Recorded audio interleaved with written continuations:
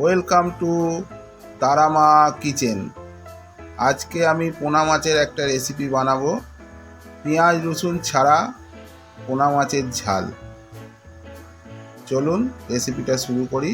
উনুনে কড়া বসিয়ে সর্ষের তেল দিয়ে দিয়েছি। এবার আমি মাছটাকে নুন হলুদ মাখিয়ে নিয়েছি। এবার আমি মাছটাকে তেলে দিয়ে ভাজছি।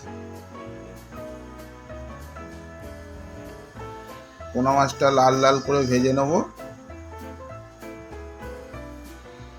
হাফ মাছ ভাজা হয়ে গেছে।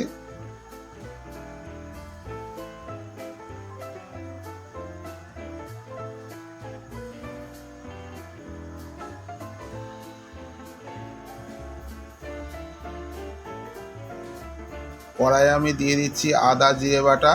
আগে ফোড়নে দিয়ে দিয়েছি টমেটো আর জিরে, গোটা জিরে।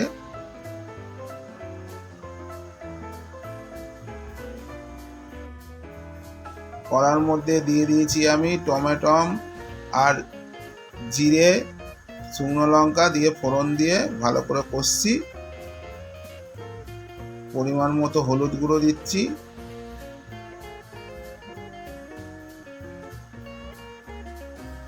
পরিমাণ মতো লঙ্কা গুঁড়ো দিচ্ছি,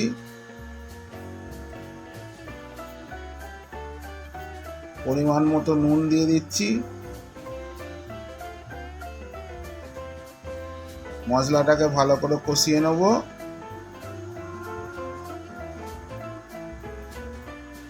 মশলাটাকে ভালো করে কষানোর জন্য পরিমাণ মতো জল দিয়ে দিচ্ছি। তারপর বেশি করে জল দিয়ে আমি মাছটাকে ফোটাচ্ছি।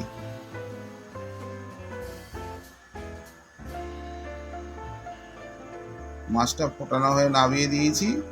দেখুন আমার মাছের ঝালটা এরকম হয়েছে। রেসিপিটা যদি আপনাদের ভালো লেগে থাকে, চ্যানেলটাকে একটা লাইক সাবস্ক্রাইব করে আমাদের পাশে থাকবেন। দেখা হচ্ছে পরের ভিডিওয়। নমস্কার।